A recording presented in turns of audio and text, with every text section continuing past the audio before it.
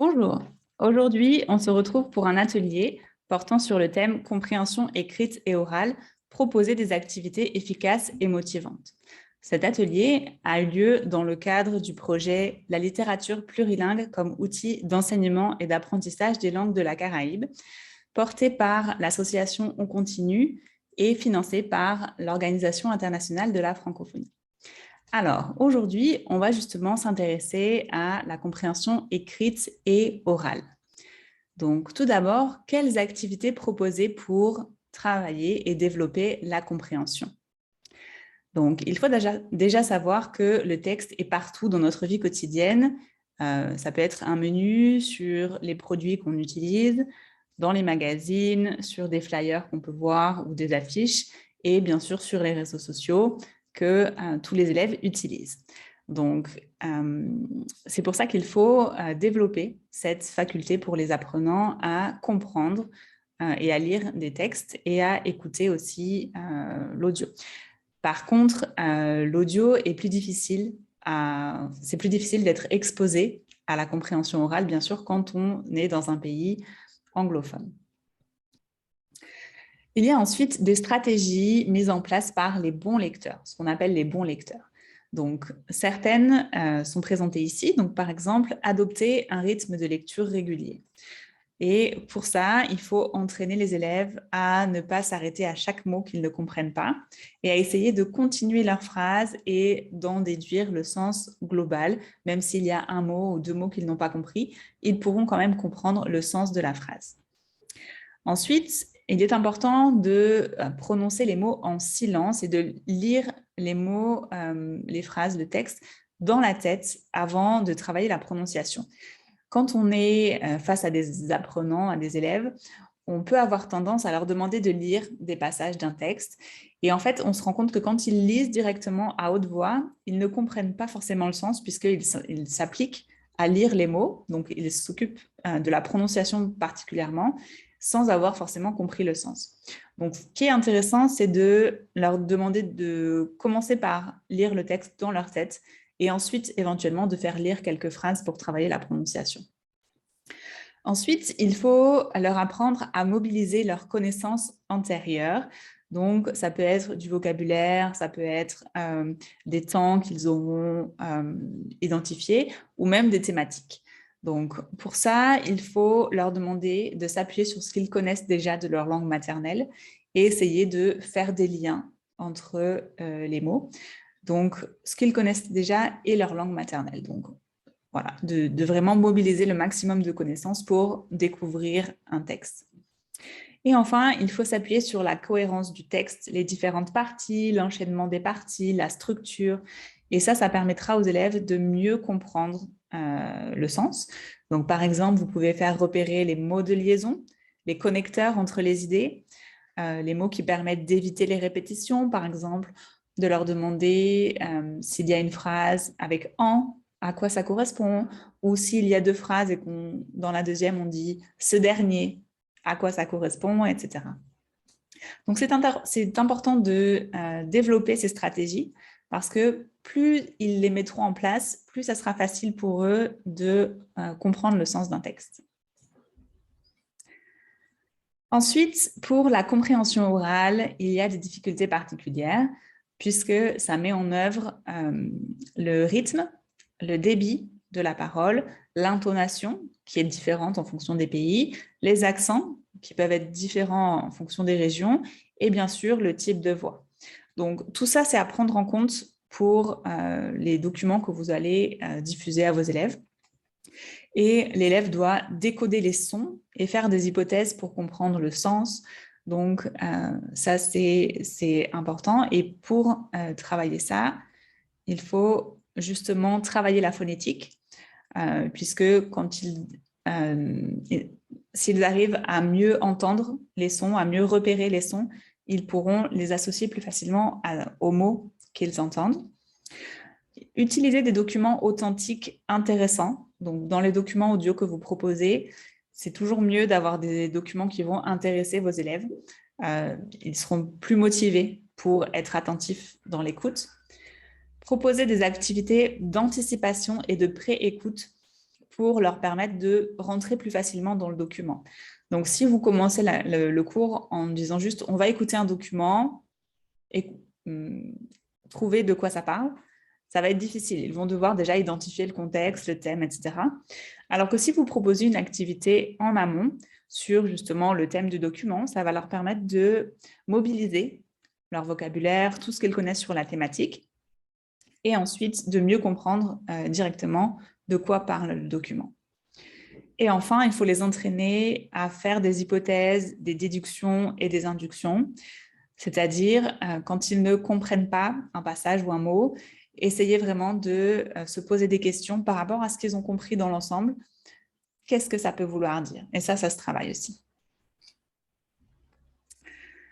Alors, quel est le rôle de l'enseignant dans la pratique de la compréhension orale et écrite? Donc, d'abord, l'enseignant choisit les textes, donc ça peut être un texte écrit, ça peut être un document audio, selon ses objectifs et les intérêts de ses élèves.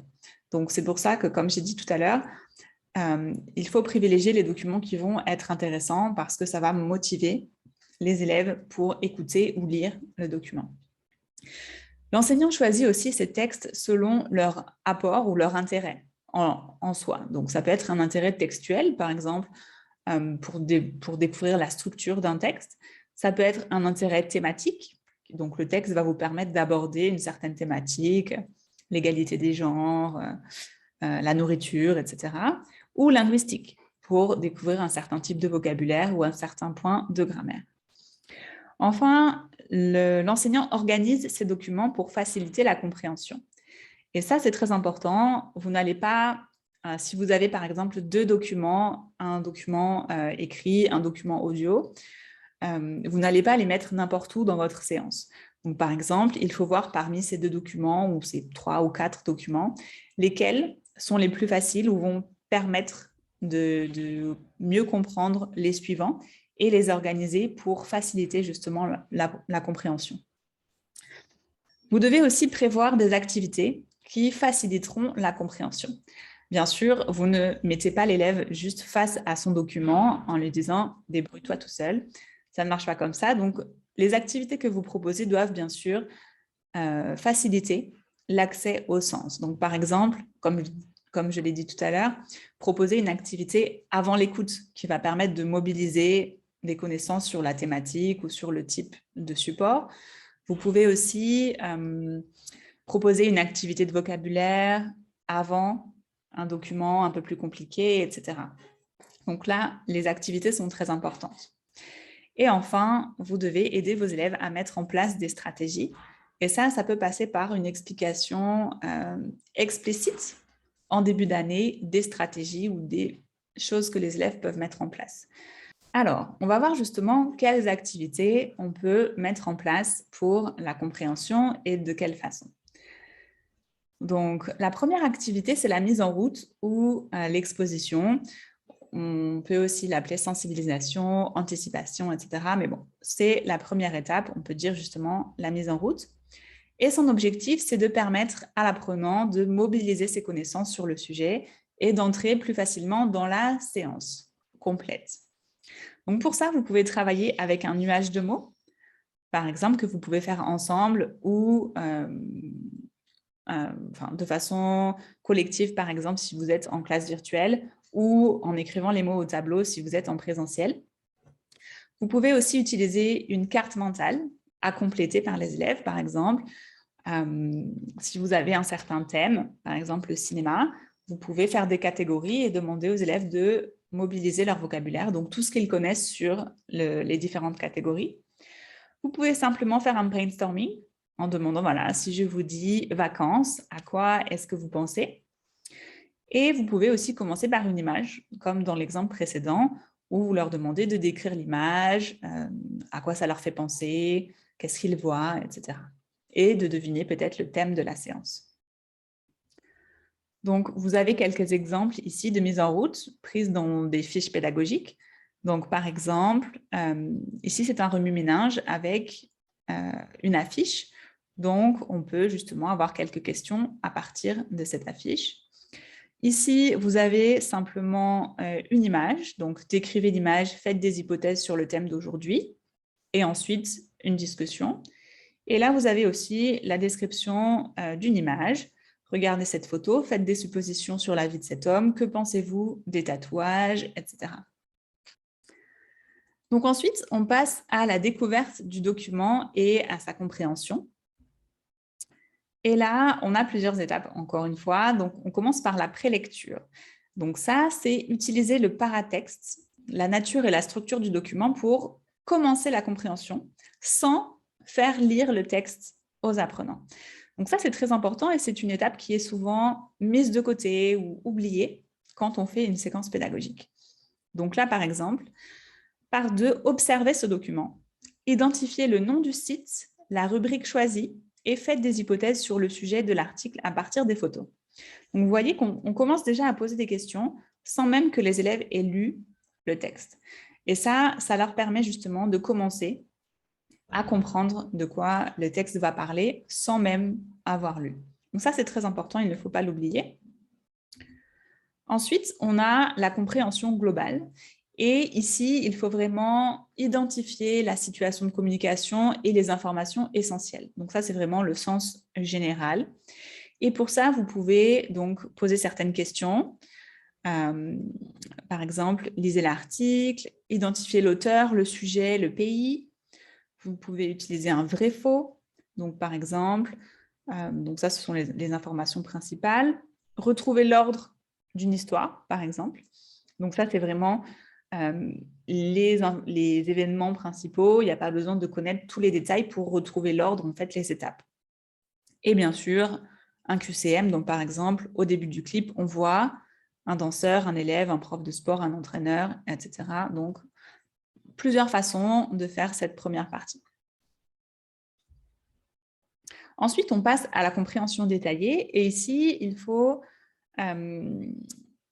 trouver et bien comprendre certaines informations plus précises. Donc, on a déjà compris le sens du texte. Maintenant, on s'intéresse à des détails importants. Donc, vous pouvez, par exemple, avoir un tableau à remplir, un vrai-faux, mais cette fois-ci avec des informations plus précises que simplement les informations générales. Des questions ouvertes, simplement, où il faut relever une information ou identifier.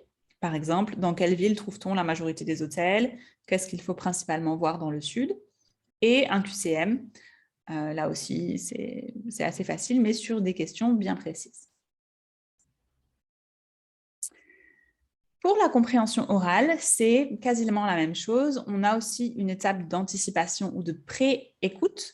Donc là, par exemple, avant d'écouter un document audio, on observe cette page Internet. Quel est le nom de la radio? Quel est son slogan?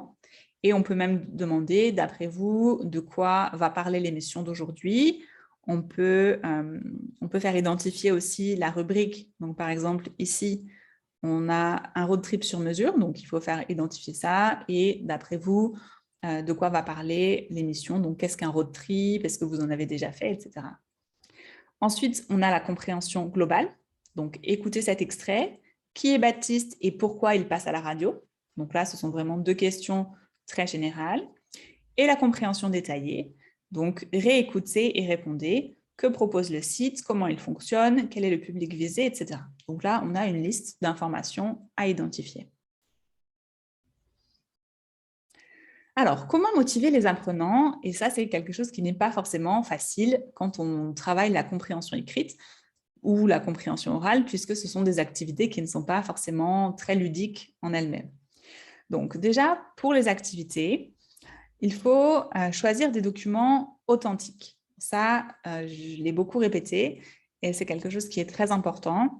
Ça va permettre aux apprenants de s'impliquer davantage que simplement des documents très scolaires ou fabriqués qui n'auront pas l'air naturels. Il faut justement essayer d'impliquer les élèves dans le choix des textes. Donc, par exemple, en début d'année ou en début de trimestre, vous pouvez éventuellement leur demander ce sur quoi ils aimeraient travailler. Si vous avez cette marge de manœuvre aussi, ce n'est pas le cas de tout le monde. Mais même dans une même thématique, vous pouvez un petit peu orienter en fonction de si vous avez aussi une classe de garçons, une classe de filles, une classe mixte, etc. Donnez toujours les questions avant la lecture ou avant l'écoute. Donc, par exemple, si vous devez leur faire lire un texte et qu'ils doivent ensuite répondre à des questions de compréhension globale, il faut qu'ils aient lu les questions avant de lire, parce que ce sera plus facile pour eux d'identifier les informations pertinentes. Alors que s'ils lisent tout le texte sans savoir sur quoi vont porter les questions, au final, ils n'auront pas forcément retenu la bonne information, ou alors ils n'auront retenu aucune information du tout, et ils vont devoir relire. Donc ça fait perdre du temps, c'est un peu plus laborieux, et un peu moins motivant aussi pour eux. Et enfin, vous pouvez donner une mission qui implique la lecture. Donc, par exemple, pour les niveaux un peu plus avancés, vous pouvez leur demander de faire une revue de presse. Donc, ils vont devoir lire un ou plusieurs articles afin de faire leur revue de presse. Donc ça, la mission, c'est la revue. Et la lecture, ce n'est pas la fin en soi, c'est juste le moyen d'arriver à réussir à faire leur revue de presse.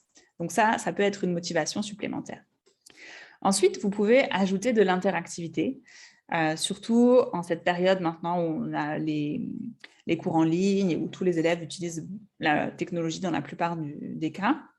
Vous pouvez utiliser différents outils comme Learning Apps pour faire différents quiz, des textes à trous, il y a beaucoup de choses sur Learning Apps. Quizzes, donc ça, vous pouvez très bien faire un petit quiz avec justement des questions de compréhension détaillées, par exemple. Geniali, qui permet aussi de faire des quiz, beaucoup de choses différentes. Socrative. Socrative permet de travailler en équipe. Par exemple, dans la classe, vous pouvez mettre les élèves en équipe et il y a une sorte de course, en fait. Donc, les points vont s'afficher, les élèves vont voir, en fait, qui gagne la course, etc. Vous pouvez voir les résultats, vous pouvez donner des feedbacks, etc. Et Kahoot, que vous connaissez tous, justement, pour faire aussi des questionnaires à choix multiples. Voilà. Et c'est tout pour aujourd'hui. On se retrouve bientôt pour la suite avec le travail de la langue.